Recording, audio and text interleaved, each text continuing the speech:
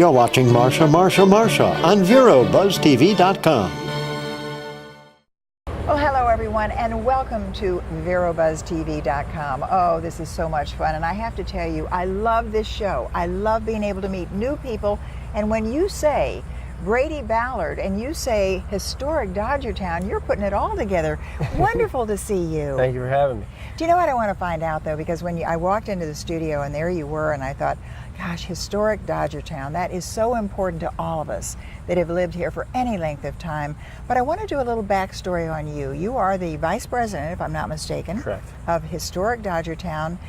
And your background in baseball is what? I played as long as I could, which I was fortunate enough to play through college at University of Illinois. But my wife and I moved down to Florida 10, 11 years ago. I started in minor league baseball, Jacksonville, Florida, when in fact it was a Dodgers affiliate. Sure. And then I had 8 years in Daytona with a Cubs affiliation, and I had 4 years as general manager there of the Daytona Cubs before the opportunity came to come down 95 a little further to Historic Dogertown. Well, we are certainly very fortunate that you're here, and I have to ask you one personal question. When you have played baseball and you love baseball and now you're in administration, do you kind of miss getting out there and hitting that ball? There are times early on, but you move past it and you see the next, call it, generation. I mean, we do a lot with youth kids now and things at the facility, so you're seeing it moving on, and the body doesn't react the same, and you know you're moving on yourself. I know the feeling. Exactly. Well, it is wonderful to have you here, and of course to be able to talk about Dogertown. And what I love to know is really what is kind of the business model of that particular part of our world here in Indian River Sure. County. Well, and it's definitely a change from what everybody knew it to be as the former home of spring training for first the Brooklyn Dodgers and then of course the Los Angeles Dodgers for over 60 years. So the facility, it has its historical end dating back to 1948, and we get a variety of questions about the Dodgers still, but they left for Arizona in 2008, and since then it's been repurposed as a multi-sport destination. Oh, great. So we now, dealing with baseball still very much so, but we host soccer, lacrosse, football. We have rowing teams that come down from the north. We have swim teams that come down as well. And looking into other sports as well, whether it be rugby or unique things like that. So it very much is a destination, beachside, beautiful Vero Beach, and a place to have distraction-free training. We have hotel rooms on site. We have a variety of fields, training, meeting rooms. So we use our entire 80-acre campus to build a team for their next championship. Well, do you know what's really great? Now you're getting the news out worldwide on Buzz TV. Everybody in the world can know about Dogertown, Historic Dogertown in Vero Beach, Florida, USA. Well, this is really exciting, but what I'd really love to know is I know you had a fabulous recent event, the Jackie Robinson event, and what we're going to do is we're going to talk about that, and we're going to talk about some of the other events that are expected there. Because every day it seems to me, Brady Ballard. Correct. Brady Ballard, that's a BB, so right there with Dogertown. But it just seems to me every day we talk with a parent who has either a child who has been involved with some event at Dogertown, Historic Dogertown, and that's what I'd love to do is talk really to our viewers about what is expected, what those events are, and how we can all participate. So it's going to be a lot of fun. Well, ladies and gentlemen, I'm talking with Brady Ballard. He is Vice President of Historic Dogertown. We're telling you what is going on there now. Bigger and better, as I always say. Stay with us. We'll be back in just 60 seconds, so don't go away.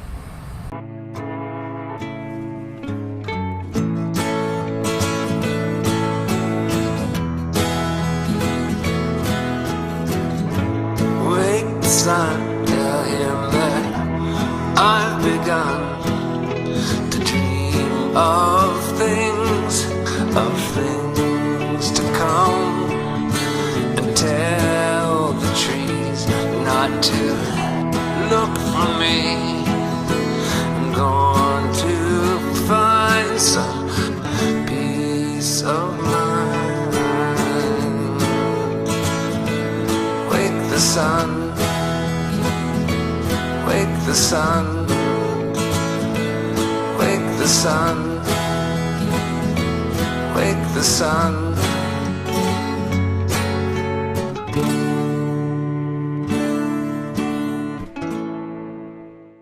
The Furniture Man is a locally owned business that has served the needs of the community of Vero Beach and Indian River County for over 30 years. Here at the Furniture Man, we offer fine pieces to furnish each and every room of your home. Specializing in Floridian style, come browse our selection of bedroom, dining room, patio, and living room. Come explore over 10,000 square feet of showroom, where you can find mattresses, recliners, sofas, dining, and more. Visit us at 673 US 1 in Vero Beach, Monday through Saturday for all of your furniture needs.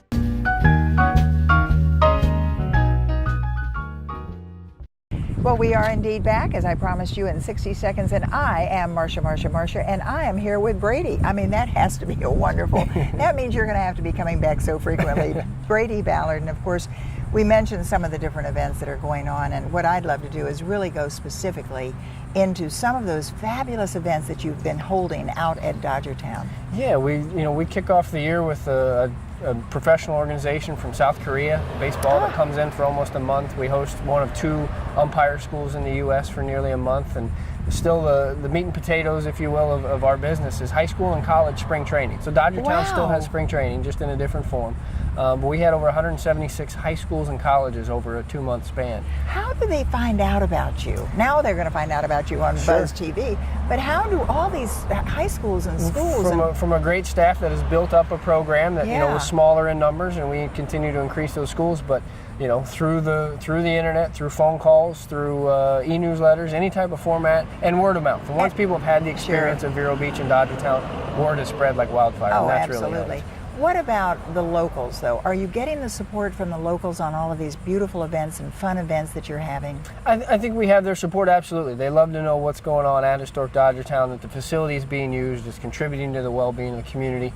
Some may or may not come out as a spectator, and that's understandable. It's not as exciting, maybe, that if it's not the Dodgers as compared to a high school from New Hampshire that they have no affiliation to. But with such an eclectic residency here in Indian River County, I would think that is even going to be better because everybody wants to go back and see somebody from their own hometown. So some of the different events, as you mentioned, the high school, and you said swimming as well? We've had some college swim teams come down, and we have great partnerships. They'll do elements of their training at our campus, and then they go to the north part of the county at the aquatic center there in Sebastian, and they'll do time trial training at the beautiful facility they have there. That has to be really wonderful for you as well, and I think all of us here in Indian River County will enjoy so much seeing so many of the different activities there, because as you said, it was quite important to us for so long, and we had that really a negative feeling when we lost them, and now it's bigger and better.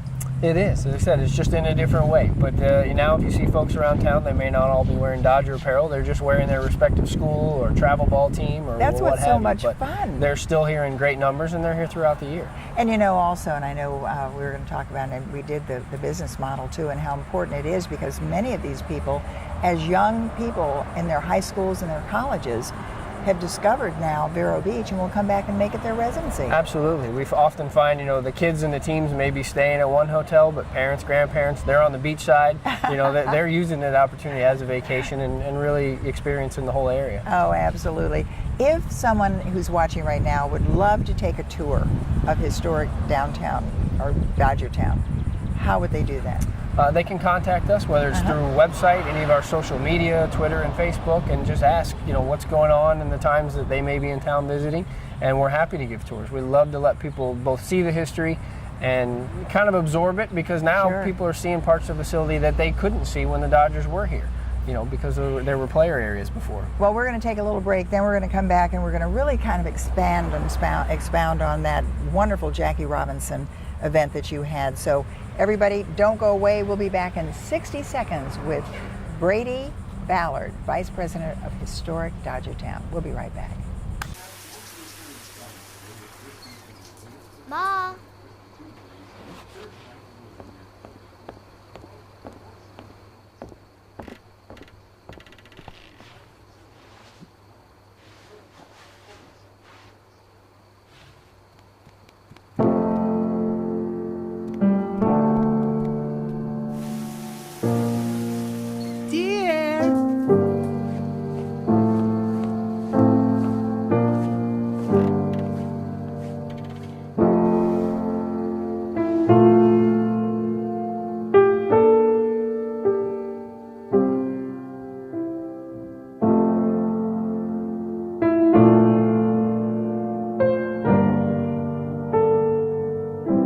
In your new role, we help you help. Visit aarp.org/caregiving for information on how to provide even better care for the person who once took care of you.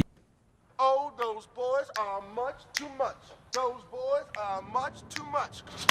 We got the spirit. We're hot. We can't be stopped. We got the spirit. We're hot. We can't be stopped. We're going to beat them and bust them.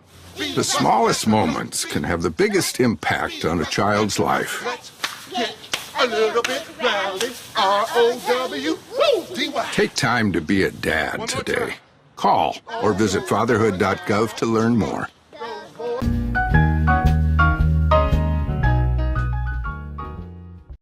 Well, once again, we are back as I promised, and I'm here once again with Brady Ballard, and he is the Vice President of Historic Dogertown. And I don't know how many of you are watching now and you're new in our community, but boy, oh boy, Dogertown is historic.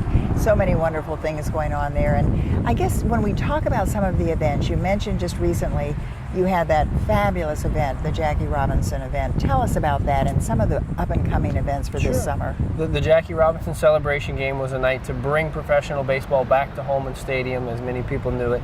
We partnered with the United Way, and we brought in two nearby professional minor league teams of the advanced A level, same as what the Vero Beach Dodgers used to be. And tickets were $5. Again, it all benefited the United Way here of Indian River County, and we had almost 6,000 fans turn out for a night of professional ball. Just, you know, an event that brought the community together. Maybe sit in your old seats, bring the kids out. We had fireworks after the game, and you know, just a full-fledged community experience. And just a typical Dogertown event. I mean, this is what is so wonderful. And now with Historic Dogertown. But when we talk about what it really is doing to our community, you have been in the business, you've been in baseball, and you have now, of course, been in the administration world as well. Economically, this has to be something so profound for our community. What surprises people now, and we're a year-round destination, is our economic impact is now greater than the times when the Dodgers were here. You know, the Dodgers were here, it was very glamorous, it was very high profile, but it was very much condensed within a couple-month period during spring training. And having a full 12-month calendar, you know, we're filling hotel rooms at times when they used to be a little slower in the summertime and the fall. Even earlier in the winter-spring portion. So some of the numbers we have from Treasure Coast Sports Commission, we brought in over 55,000 room nights in the last 2 years. Wow. Which is equals to a direct economic impact of a little over $26 million. Oh, you know, boy. They're staying in the rooms, they're out to eat, they're at the retail places and buying gas on their way in and out of town. And, well, I think what we're also doing, we're understanding that Bradley happens to know, or Brady, I'm going to call you all sorts of names, Brady Ballard. You know what economic positions do in our community and how important it is. And obviously what we have to understand is we all need to go out there and support Historic Dogertown. So let's just once again go into what we can expect this summer at Historic Dogertown. This summer we just finished up even the Memorial Day Invitational, but we've got a schedule full of primarily baseball tournaments, which is open to the public and welcome to come out, some of which we put on. Others are outside organizations that take advantage of what we have at the facility to come on as well. So June, July, we're filled with, of course, holiday. Independence Day, we'll have a nice tournament full of probably 50-plus teams with kids ages 10 all the way up to 18. Oh, that is so great. And very quickly, we just have 1 minute left. Is there a website? Can we go and get all of this information? HistoricDogertown.com is the place to go to. You'll see a great profile on our history, on the international elements we have going on at the facility, and all the upcoming events. And oh boy. So baseball is here. It is baseball, all, as you say, swimming, every type of event softball, goes on. Soccer, lacrosse. And very quickly, I noticed down here you have a partnership with Softball Factory. Softball Factory, one of the preeminent softball training organizations in the U.S., and we've had them for a number of years, but now we're locked in for another 3 years, and we're the official southern home of Softball Factory. That is so cool. And remember, we're going to get our guest, and his name is Brady Ballard. He is Vice President of Historic Dogertown. We're going to have him on our show frequently, and maybe even bring one of your distinguished guests with you sometime. We'll see. Not that you aren't the most distinguished. We all do appreciate so much having you join us on Marcia.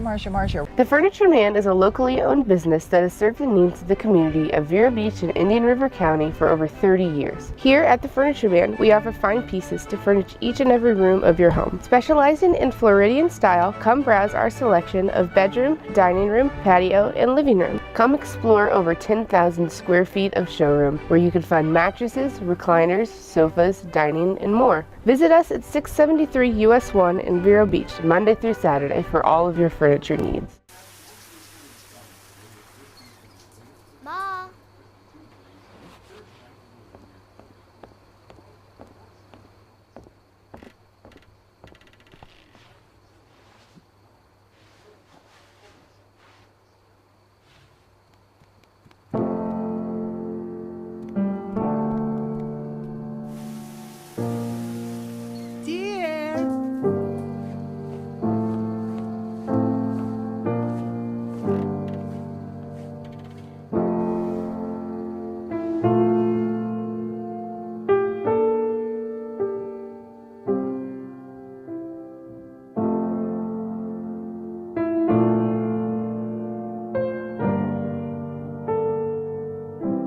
In your new role, we help you help. Visit aarp.org/caregiving for information on how to provide even better care for the person who once took care of you.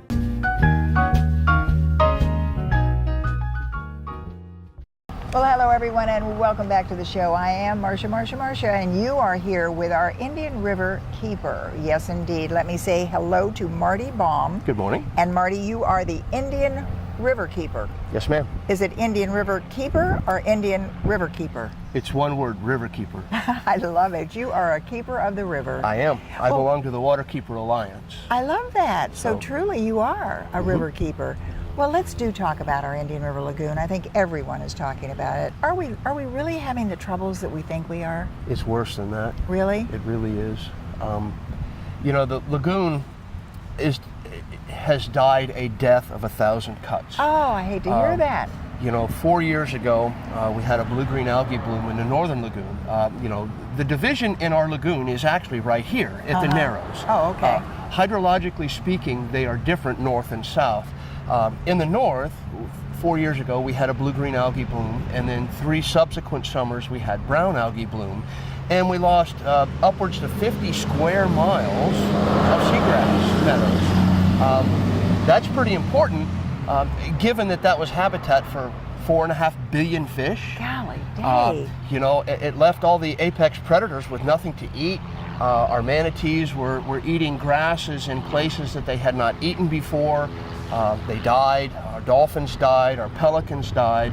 And then while all that was going on this side, of course, we had the discharges in 2013, and we lost a whole summer. All right, I want to ask you something though. What is causing the algae bloom? Nutrients in the water. Oh, okay. They will not grow unless they have lots of nutrients. And nutrients mean phosphorus and nitrogen. Okay. Wow. Agriculture. Because we didn't have that. It didn't happen 70 years ago. No, it didn't. No, it didn't. In the 60s and the 70s, it didn't hardly happen. Agriculture has grown. Our populations have grown. And every single one of those things brings its impact. You know, the most important thing we can do is take responsibility for ourselves. Absolutely. The next important thing we can do is hold our elected officials responsible for their votes and for what they're doing to us and what they are not doing for our future. All right, you better expound on that a little bit, because when we talk about our elected officials, just what can they do and what are they not doing? Well, when I speak of elected officials, for the most part, I'm speaking at the state level, okay? I feel like I'm pretty well represented by my county commission. I really am. But when you get to the state level, all water decisions in Florida default to agriculture. Yes. You know, our water begins for the Indian River Lagoon and for the Florida Everglades at Shingle Creek in Orlando, through the Kissimmee River Valley into Okeechobee, and of course the water is not going south like it did naturally. It's being shunted east and west to protect agriculture. And it's not just a matter of polluted water, and it is polluted, but the volume of the water. I see. You know, we started out with 120,000 acres of natural watershed for the St. Lucie, and now we're being held responsible for more than 500,000. Oh my golly, I'm going to have you hold that thought for just a moment, although I almost want to just forget it. It is so sad. It is. Don't go away. 60 seconds. We'll be right back talking with my guest, Marty, who is an Indian River Keeper. Oh wow, that is so cool. We're going to talk to you, and I hope we have a happy ending. That will depend on us. There you go. We'll be right back. Stay with us. Okay, Simon, what do people wear? Clothes. That's right, so it's important to learn how to dress yourself. Here's how it's done. Shirt, underwear, pants, socks, shoes. Underwear, always first, name tag on the back. Then pants and shirt. Go ahead and put this on. Now with the shirt, you want to make sure the first button's right or you have to start all over again, okay? Socks left on left, right on right. Tying the shoes, we're going to take the laces, we're going to cross them over, we're going to turn around where the bunny goes down to the hole, pull it tight, and bunny ears. Got it? Most parenting is hard to do in just 2 minutes. But 2 minutes twice a day making sure they brush is easier, and it could help save them from a lifetime of tooth pain.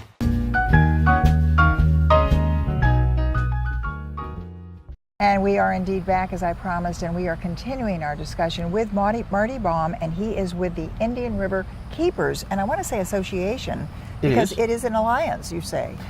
Well, the Waterkeeper Alliance, Bobby Kennedy Jr. is our president and founder. They started 15, 16 years ago. We're number 84. There's over 240 organizations like my own, and each one is independent. We have bylaws and such that, and responsibilities that we have to take care of in order to belong to the Waterkeeper Alliance, but it works. It really does. On a worldwide basis, we're on every continent except Antarctica. Wow. In Florida, we currently have 6 waterkeepers. Okay, so when you say waterkeepers, we are really talking about water in general. Yes, ma'am. And right now, what we're doing on this show, and today, we're talking to you, Marty, as Indian Riverkeeper. Yes, ma'am. You are talking about our Indian River, and I have heard from other people who have said, oh, it's really not as bad. I can see out there and it's great. You are telling me it is really bad. Yes, ma'am. And it is because of volume. And pollution. And pollution. Can we do anything about it? Our elected officials could, but they won't. What can they do? What can they do? They can quit taking away our protections. Such as? In 2013, they so reduced our nutrient protections that we're suing them in federal court over violation of our Clean Water Drinking Act protections. Not only that, but our health criteria, our human health criteria, they diminished all of those. They came to us and they said, we're going to protect you better than the EPA, and we want to supersede them. Oh, wow. But in reality... Sounds like federal to me. Well, in reality, they were going to protect us better by reducing our protections on 34 of 39 known carcinogens, double our exposure rate to mercury, and no limits whatsoever on methylmercury. And it went through. And now this is our state legislature. Yes. Okay. Yes. Our problem is state. It probably really got started with Jeb Bush, when he flat refused to set a water quality standard in Florida, and the federal government stepped in, as they are supposed to, and said, we've had enough of you, here's your limit. 10 parts per billion going into the Florida Everglades. Well, they have screamed since that day, that's an impossible number to meet. Jeb Bush straight up said, great, I don't care. I refused to enforce it for 15 years. And now we've been 20 years since that has happened. And of course, not one single thing was done to clean the water in between then and now. And agriculture has become monoculture. They're using all kinds of chemicals. They're trying to get everything they can out of every square inch of the earth. This isn't mom and pop farming anymore. No, this is like corporate level farming. Well, and also I want to say this is not a political show, but when you're talking about what has been done with our own local state government and how it's put us into this particular problem, and I do hope we're going to take a little break and come back, and I want to hear solutions. I guess it's my logo. Don't give me problems, give me solutions. The solution is 2 words: ballot box. Yeah, but how do you know? When they get in there, every politician turns into real another easy. person. If you re-elected no one, and I mean no one, in our state legislature, you would gain. Boy, oh boy. All right, gonna have to break here, and we'll be right back. Oh, you can see this is something very exciting. We'll be right back in 60 seconds. Don't go away. The Furniture Man is a locally owned business that has served the needs of the community of Vero Beach and Indian River County for over 30 years. Here at the Furniture Man, we offer fine pieces to furnish each and every room of your home. Specializing in Floridian style, come browse our selection of bedroom, dining room, patio, and living room. Come explore over 10,000 square feet of showroom, where you can find mattresses, recliners, sofas, dining, and more. Visit us at 673 US 1 in Vero Beach, Monday through Saturday, for all of your furniture needs.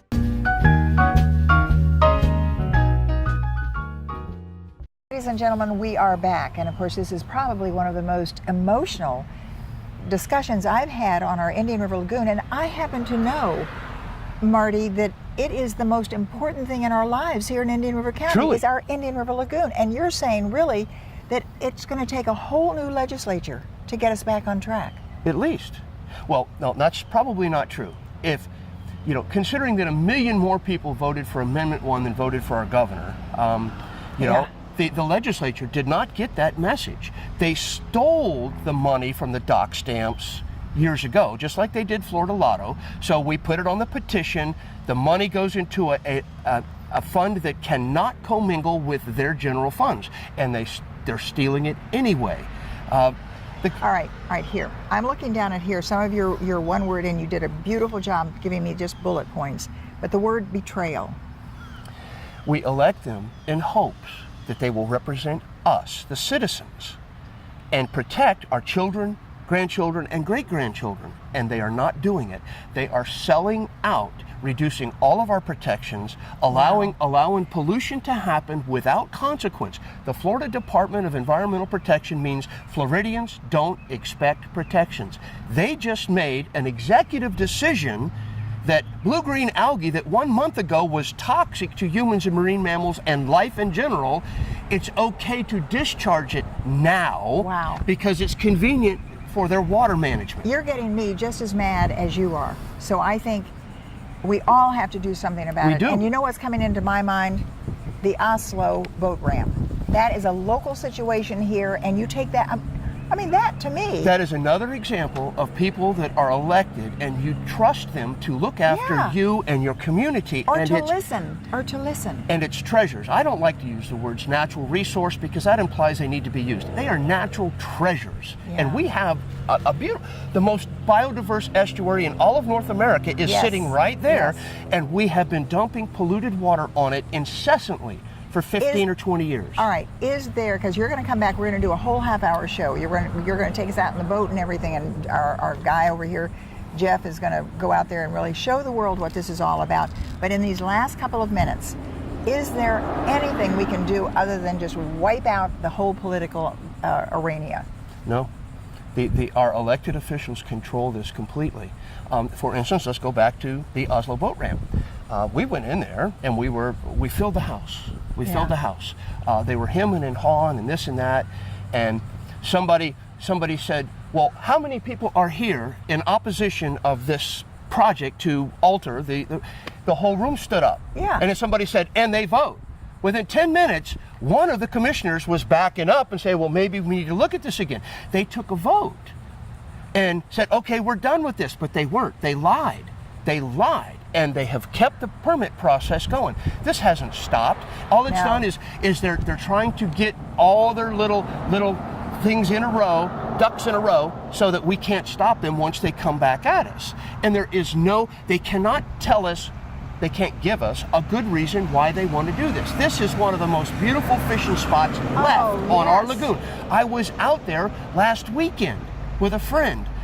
It's beautiful. I have friends up in Melbourne who are so dedicated to that, and they are so upset about what people are thinking about doing and changing. They need to be. What we need to do, though, we got to break now. We have to absolutely end this show, but I can tell you we are going to have Marty here. We're going to do a whole lot more. Marty, thanks so very, very much. For and I having know me. there is a solution, because if we don't save our Indian River Lagoon, we're all out of here. Thanks once again for being with us, and thanks to all of you for watching. Thank you.